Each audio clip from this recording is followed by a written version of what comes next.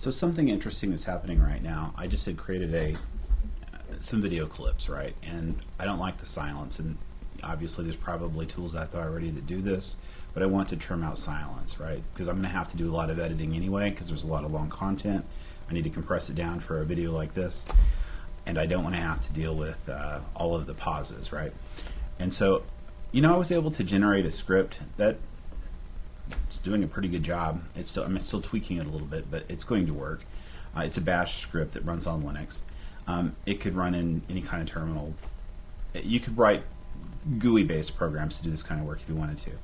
But it got me to thinking about the fact that as I was reading it, I realized these were all commands. These were like FFmpeg commands. These were all shell commands, things that I've been doing for years. I've been a software developer professionally for 25 years. And I've been working with things like shell scripts and all the different languages for so many years. So I can read what was just generated. And I think about the difference between my experience working with these LLMs and someone who actually doesn't know.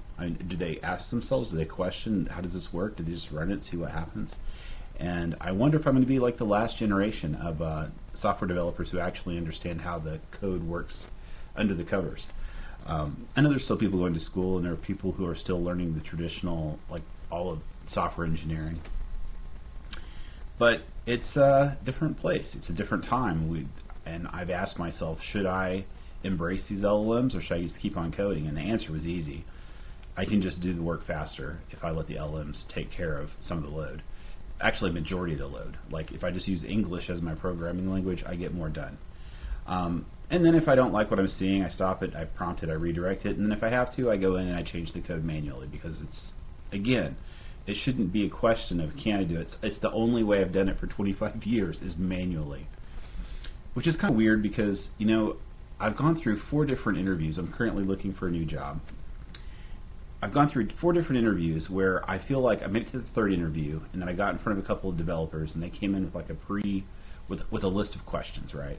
A list of questions about the particulars, what it might be. One person might really want to know how deep your JavaScript knowledge goes, and somebody else may want you to talk about whatever the particular technology stack is that they're interested in, that you're trying to get the job. And I'm a generalist. I've worked with all of them, or most of them, and one piece of knowledge can translate to another.